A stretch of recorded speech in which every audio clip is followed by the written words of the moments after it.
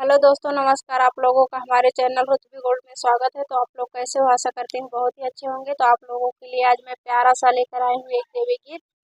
तो लास्ट तक देवी गीत जरूर सुनिएगा। अगर अच्छा लगे तो हमारे चैनल को सब्सक्राइब करिएगा।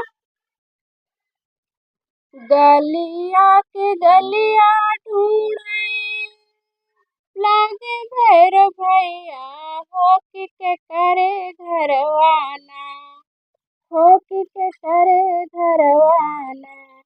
बहिनी लिहालो बसरवा, हो के करे घरवाना।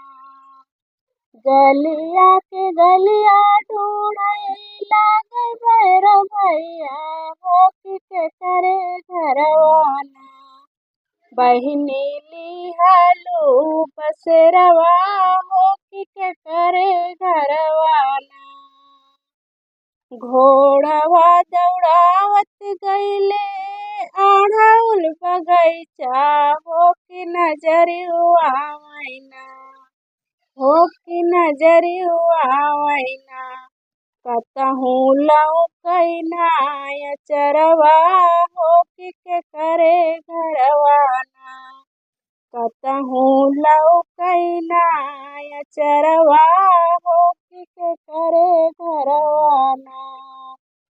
गलिया के गलिया ढूंढे लागे भैर भैया, हो कि करे घरवाना, हो कि करे घरवाना।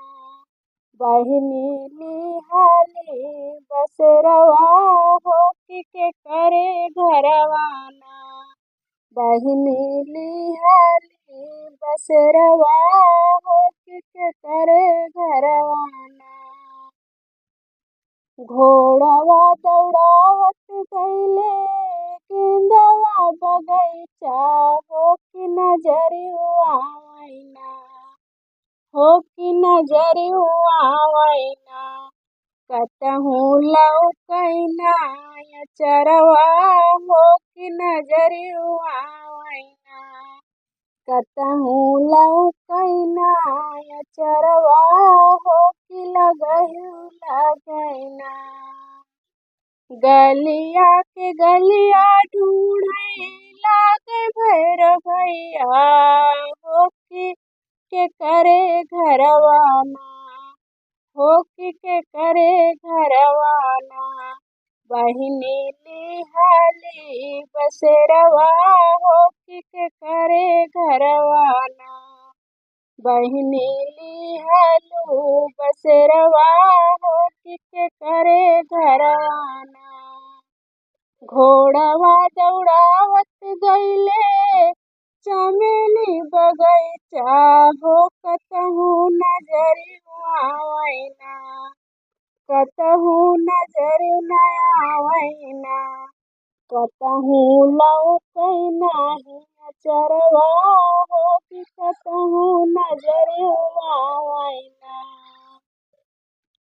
गलिया के गलिया ढूंढे लागे भैर भैया, हो कि करे घरवाना, हो कि करे घरवाना। बहिनी लिहालो बसरवा, हो कि करे घरवाना। बहिनी लिहालो बसरवा, हो कि करे घरवाना। तो आप लोगों को हमारा गाना कैसा लगा? अगर अच्छा लगा हो तो हमारे चैनल को एक लाइक और सब्सक्राइब जरूर करिएगा। हमारे चैनल को सपोर्ट करें। बाय।